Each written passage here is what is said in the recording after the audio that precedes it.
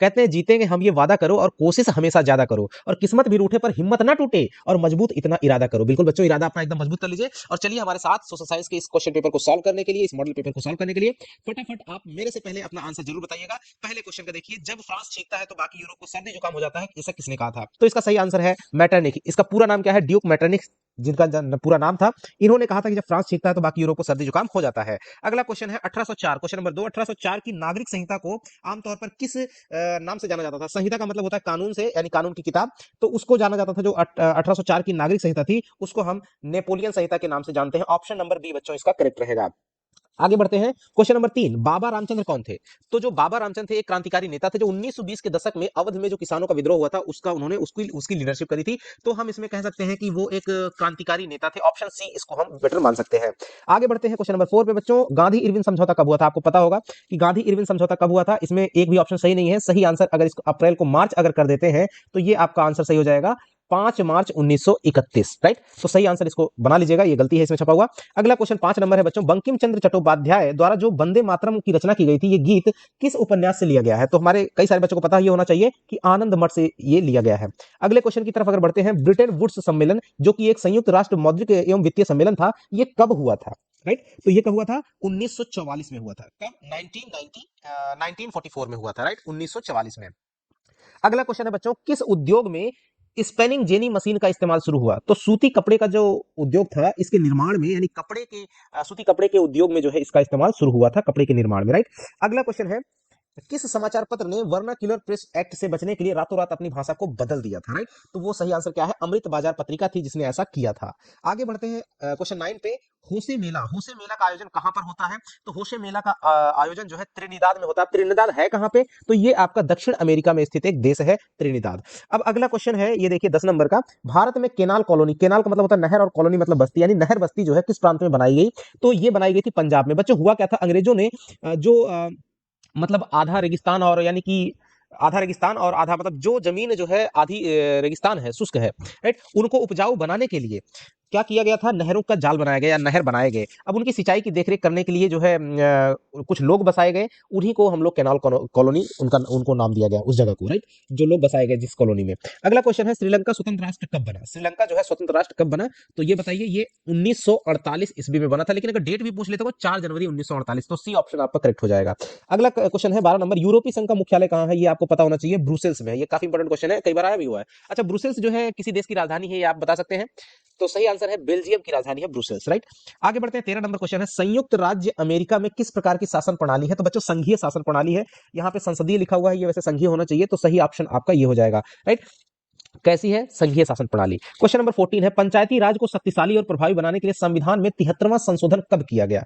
तो बच्चों ध्यान देना, जो 73वां संविधान संशोधन है उसको 1992 में पारित किया गया। ध्यान देना, संसद से इसको क्या किया गया था? पारित किया गया था। लेकिन ये लागू कब हुआ था? 24 अप्रैल 1993, 1993 में। तो ध्यान देना, इसमें लागू है कब, संशोधन कब किया गया था, तब इसमें वो तो है नहीं। 1992 में पारित किया गया था, वो वाली डेट दी हुई है। लागू हुआ था कब? 1993 में। कौन सी डेट है? 24 अप्रैल 1993 को लागू हुआ था और 1992 में ये संसद से पारित हुआ था। आगे बढ़ते हैं, 15 नंबर क्वेश्चन। सामाजिक भेदभाव किसके कारण उत्पन्न होता है? बच्चों जाति के कारण भी, भाषा भी और धर्म भी, सभी इसमें रिस्पॉन्सिबल है, तो सही आंसर हो जाएगा उपर्युक्त सभी। बढ़ते हैं अगले क्वेश्चन की तरफ। देखिए, राजनीतिक दलों के विषय में निम्नलिखित में से कौन सा कथन सही नहीं है? ध्यान देना, सही नहीं है। तो राजनीतिक दल चुनाव में भाग लेते हैं, बिल्कुल ठीक बात है। राजनीतिक दल जनमत निर्माण, ये भी सही बात है। राजनीतिक दल सरकार के नीतियों एवं कार्यक्रमों को जनता के समझ रखते हैं, ये भी सही बात है। राजनीतिक दल केवल अपने सदस्यों के हितों को, ये बिल्कुल गलत बात है। तो इसका मतलब हमारा सही ऑप्शन क्या हो जाएगा? डी वाला ही करेक्ट हो जाएगा बच्चों, क्योंकि पूछ रहा है कौन सा इसमें सही नहीं है। अब अगला देखिए, फेडेकोर जो होता है, ये देखिए फेडेकोर जो होता है, इसका संबंध क्या है? तो बच्चों ये इसका संबंध है पानी के निजीकरण के विरुद्ध जो है एक आंदोलन छिड़ा था।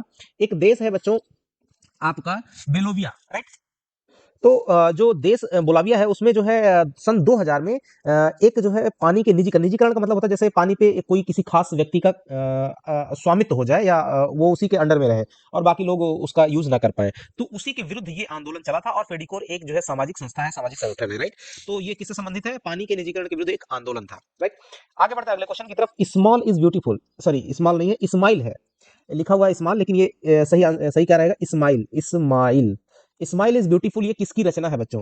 तो ये है आपका सुमशेर लिखा हुआ है, ये गलत नाम लिखा हुआ है। आपको बता दें, ई एफ शुमाकर नाम है पूरा, सही ई एफ शुमाकर। ये कौन थे? ये एक अर्थशास्त्री थे। ये कौन थे? एक अर्थशास्त्री थे। इनकी रचना है स्माइल इज ब्यूटीफुल। ये अभी तक ये क्वेश्चन आपकी किताब के हैं, बड़े अच्छे अच्छे क्वेश्चन है। देखिए, प्रोजेक्ट टाइगर कब शुरू हुआ था? तो प्रोजेक्ट टाइगर कब आरंभ किया गया? तो इसका सही आंसर है 1973। 1973 है, यस 1973। अच्छा, डेट अगर पूछ ले तो 1 अप्रैल 1973। आप इनको जो मैं बोल रहा हूँ इन सबको लिखते भी रहिए। 20 नंबर क्वेश्चन, निम्न में से कौन जल दुर्लभता मतलब जिनके कारण से जल की कमी हो रही है कौन सा है? तो आसमान में जो वर्षा का वितरण है ये, यानी कि पानी जो है अलग अलग जगहों पर एक साथ बराबर नहीं बारिश करके अलग अलग हो जाता है। तीव्र औद्योगिकरण ये भी कारण है, अधिक जनसंख्या भी कारण, यानी कि उपयुक्त सही, ये आपका सही आंसर बन जाएगा। अगला क्वेश्चन है, कौन सा एक पेय फसल है? कौन सी एक पेय फसल है? पेय यानी पी जाने वाली, तो सही आंसर क्या हो जाएगा? चाय। चावल नहीं है, गन्ना भी नहीं, कपास भी नहीं है। 22 नंबर का आपको सबको आंसर पता होगा, सबसे कठोर पदार्थ कौन सा है? तो आंसर सी होगा, हीरा। आगे बढ़ते हैं, जमशेदपुर में स्थित निजी क्षेत्र लौह इस्पात उद्योग का नाम क्या है? तो बच्चों वो टिस्को है, आपको पता होगा, टाटा नगर भी कहा जाता है। तो टिस्को का पूरा नाम क्या है? Tata iron and steel company, right, Tata iron and steel company.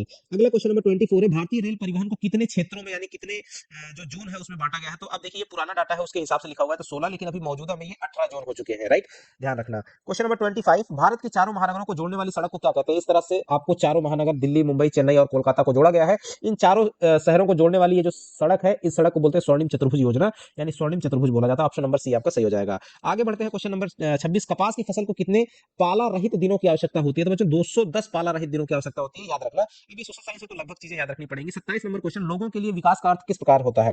तो बच्चों समान नहीं होता है, भिन्न भी नहीं होता है, सामूहिक होता है, व्यक्तिगत भी नहीं होता है। तो क्या होता है? सामूहिक होना चाहिए, राइट। अगला क्वेश्चन है, यानी सबका विकास होगा तभी विकास होता है। 28, किसी देश की कुल आय को उसकी कुल जनसंख्या से भाग देने पे हमें क्या मिलता है? बच्चों हमें औसत आय भी मिलता है और प्रति व्यक्ति आय, ये दोनों एक ही नाम है, अर्थात ए और बी। या तो हम इसी चीज को हम प्रति व्यक्ति आय भी कहते हैं और इसी को औसत आय भी बोलते हैं। तो सही आंसर ए और बी दोनों हो जाएगा। 29, कृषि, डेयरी, खेती, ये किस क्षेत्र में आते हैं? राइट, अर्थव्यवस्था के किस क्षेत्र के अंतर्गत आते हैं? तो बच्चों ये प्राथमिक क्षेत्र के अंतर्गत आते हैं। ये किसमें है? प्राथमिक क्षेत्र। कृषि जो है प्राथमिक क्षेत्र से। 30 नंबर, तृतीय क्षेत्र को डैश क्षेत्र के नाम से जाना जाता है। तो बच्चों ये सेवा क्षेत्र है, सर्विस सेक्टर है, राइट। अब द्वितीय क्षेत्र में औद्योगिक वाला उद्योग धंधे आते हैं, राइट, जिसमें मैन्युफैक्चरिंग होती है। तीसरा 31 है, बैंक जमा राशि के बड़े भाग का उपयोग किसके लिए बच्चों? तो ऋण देने के लिए करते हैं। जो बैंकों में बहुत बड़ी जमा राशि रहती है उसको जो है बैंक ऋण देने के रूप में करते हैं। विनिमय, विनिमय यानी एक्सचेंज जिसको कहते हैं, माध्यम किसे कहा जाता है? तो मुद्रा सबसे अच्छा विनिमय का माध्यम माना जाता है। अगला क्वेश्चन है 33 और लास्ट क्वेश्चन है कि विश्व व्यापार संगठन की स्थापना कब हुई थी? इसका सही आंसर आपको कमेंट बॉक्स में कमेंट करना है। इतना कमेंट करिए कि कमेंट बॉक्स भर जाना चाहिए बच्चों, ठीक है। मिलेंगे अगले वीडियो के साथ में, और इस वीडियो को लास्ट तक देखना ही चाहिए था आपको।